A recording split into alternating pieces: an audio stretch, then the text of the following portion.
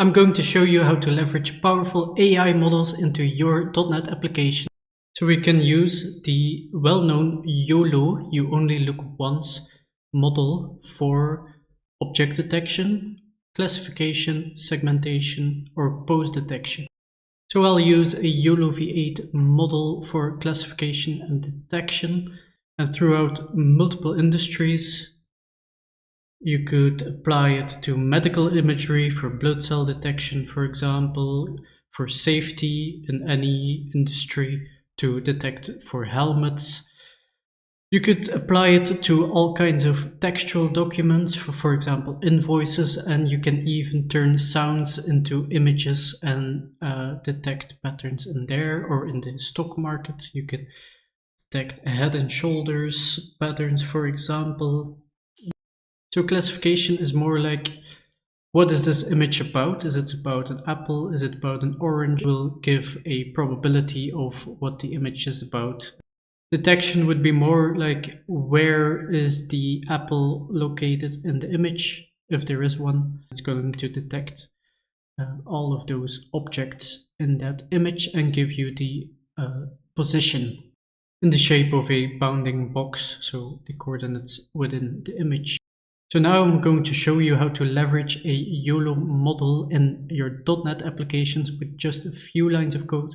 And I'll be using it simply to recognize which Pokemon this is. So I'll be using a classification model. I could simply download a YOLO model and try to classify the image of Pikachu and see what it outputs. It's unlikely that it's going to tell me it's Pikachu. It may tell me it's a mouse or some kind of animal, because these base models are not specifically trained on Pokemon imagery. So I've got at least two options now. Either I start with the YOLO model and I retrain it on a lot of imagery of Pokemon to make it more accurate in detecting or classifying Pokemon. Or I could find a model that has already done that. So I'll take you to the candy shop of machine learning models, which is Hugging Face. And here you can simply search for all kinds of models. So I typed in YOLO v8 and then you see YOLO v8 models, but specifically trained to classify paintings, chest x-rays, Pokemon, even helmet detection or blood cell detection, and CSGO player detection, all kinds of detection or classification in sports imagery or video, and so on. So I took the Pokemon classification model, and then I went to the files and version and I downloaded that model. But that model is built with, well, using the PyTorch framework, which is a Python specific framework, which I unfortunately cannot use as is in a .NET application. So I'll need to convert that .pt model into a .onnx model, which is more like the cross-platform version of the model. I can simply do that with a few lines of Python code. So I'm going to set up a minimal Python environment with a Jupyter notebook to export that model, that YOLO model, into an ONNX YOLO model. I'll leave that Python setup for the end of the video.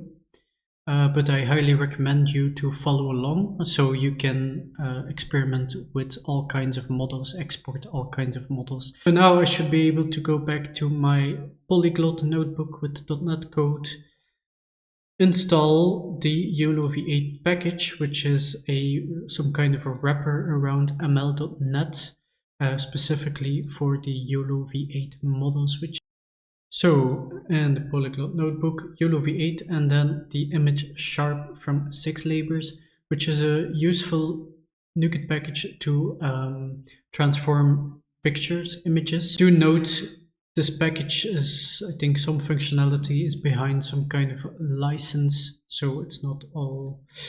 And that's why I mentioned the C# project. It's kind of trying to create open source projects, and so installing the packages, using the packages, loading Pokemon imagery, which I downloaded. Take that ONNX model, go back to my .NET ML space, paste it in ML models folder, and oops, that's the console. Then I have all these images. So that's all of these. And these are loaded fine. And then I'll need to load the model, ONNX model, using that YOLO V8 package. And I can just simply call detect, classify, segment, or pose detection async. In our case, since it's a classification model and not an object detection model, we're going to call classify. You've got the async one, but let's first run into the ONN runtime error, which makes it unusable in the polyglot notebook. So I'm going to continue in a simple console application. I have to, my microphone is blocking the screen. Okay, so I scaffolded a simple console application, .NET 8. I installed the CompuNet and ImageSharp in there. So you'll see YOLO V8, yeah, which also has the ImageSharp dependency. And I'm doing the same in here, Pokemon images. Create the model. I'm gonna have to verify if the paths are correct. And then classify async, and then plot image async. That's going to, so like I just mentioned, if I call classify and save, it might also do that plotting. I'll have to copy the model or include it in here, so it gets copied to the bin folder. We'll see. So if I'm not mistaken, that's something as follows. Okay, I'm going to copy the images of the Pokemon to the bin folder and the machine learning model as well. And then I'll have to, fortunately, get rid of all of these. And of course,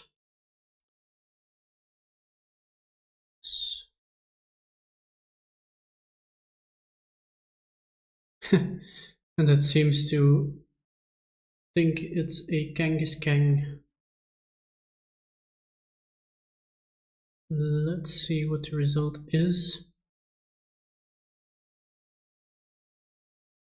So the image dimensions, probabilities. Okay, it's giving me a probability for each Pokemon. Pikachu 001, 000. Okay, that's not good. Of course, it's an outline of Pikachu, but it should be able to detect that structure, those outlines, the shape of Pikachu. Let's try that again on an actual Pikachu, and it's giving me Dugtrio. Okay.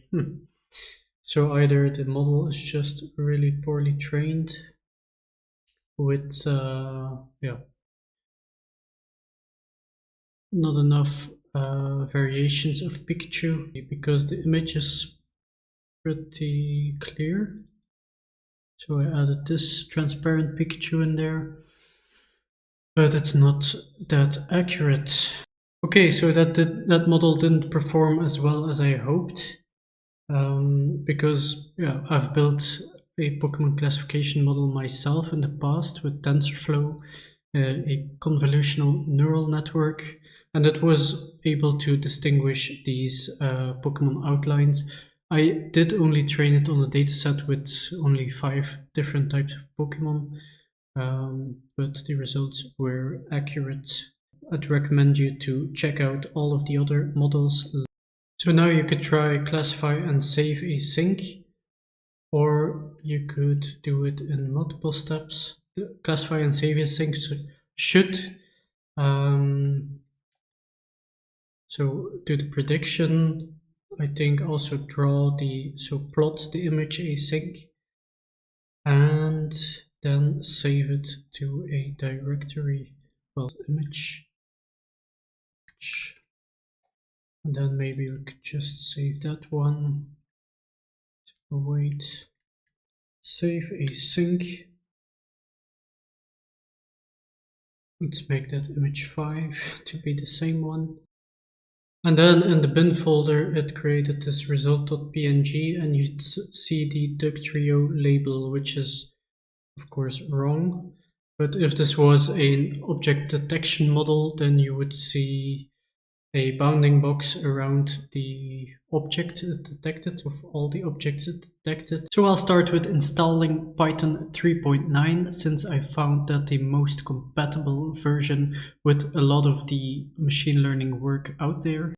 And you could simply install that from python.org or whatever the website is, or you could go to the Microsoft Store and install Python 3.9. So once installed, I'll verify my Python installation and command line interface. Simply type Python. Okay, seems good. Let's now use pip, which is kind of the package manager for the Python space. Pip install virtual environment. This virtual environment is going to be a project specific environment in which we'll install all the required Python packages.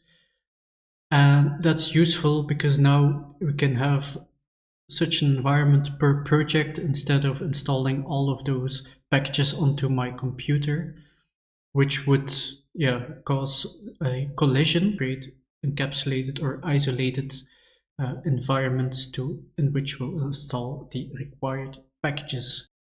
I'm simply following a blog post to install this virtual environment and the Jupyter notebook.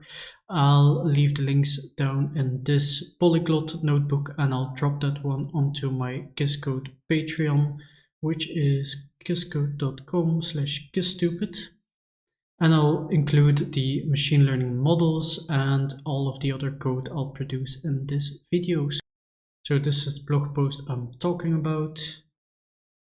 And we just installed the virtual environment. So I just went through all the steps of installation, but I was filming the wrong screen. So I'll quickly go through the steps with you. So pip install virtual env, we already did that. Then we go to our project directory. For me, that is in code/Python. And I called it export.yolo. If we're on that path, we'll create that virtual environment. I called it venv instead of mynv. So that's the venv. And then that should be created after running that and that path. Then you can activate the virtual environment by typing venv/script/activate. And once that's activated, you can start installing all of the project dependencies, all of the specific Python packages. So, yeah, okay, on the Mac and the Linux, it's with the source command. I'm on the Windows. And then I went ahead and installed inside of that virtual environment pip install Jupyter, the kernel install with the name of venv instead of mynv. The same for this one. Install the bash kernel and then ultimately run the Jupyter notebook, which opens up a local environment in which you can create a new notebook by selecting the virtual environment you just created, because in that environment we're going to install all of those specific project packages. So I created that. Let's open. Then I went back to the folder and added this requirements.txt, in which we're going to specify the packages that we would like to use. the packages I'll need to export that PyTorch model to a ONNX model. So I'll install the Ultralytics package, Python package in there. If you click on the YOLO and then import that line, let's just take it all. Let's see, I don't need to load it, just export. So I'll copy all of that in there. This .pt should be loaded from the package, so that's fine. But that's going to be one of those base models, those YOLO V8 models. We'll need to replace that by the specific Pokemon classifier. First things first, let's install that Ultralytics package.